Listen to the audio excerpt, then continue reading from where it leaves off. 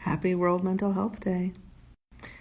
We're going to see a bunch of people post about it today who honestly never really think about mental health and are probably just virtue signaling, but let me give you a few nuggets to chew on.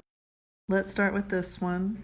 CNN, the New York Times recently shared results from a KFF survey that showed that 90% of Americans believe that we have a mental health crisis. Tell me the last time 90% of people in the United States agreed on anything. And because I'm a nosy person, I downloaded the full study, and I also saw this. While we feel pretty optimistic about our own personal futures, we are feeling like garbage about the future of our country and the future of our planet. Not a surprise. Let's talk about that last one, though, the future of our planet. I'm going to go into this in a little more detail on another post, but just for context, again, thinking about Mental Health Day, let's talk about the response we're having to the climate crisis. The World Health Organization, the American Psychological Association, a plethora of solid research organizations share that climate change is actually the biggest threat to our collective mental health above anything else we've experienced thus far.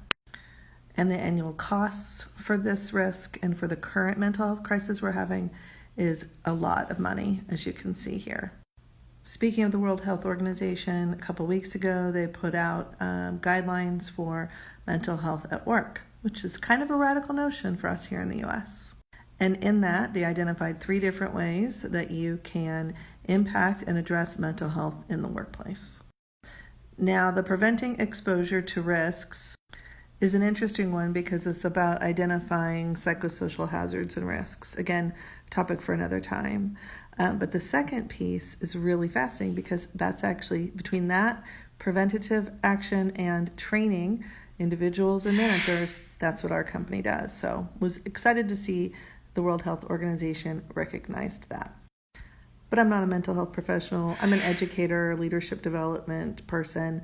I focus on work. What does this have to do with work? Actually, a lot. Because when you compare the causes of mental health crisis as a result of climate change, a lot of them look familiar to toxic workplaces. Resource insecurity, information overwhelm and saturation, post-traumatic stress, distress about your future career and what this might mean for it, grief and loss when things change or don't go the way you want or expect, all of that happens at work. So as you celebrate Mental Health Day, focus on your mental health and how you're supporting it.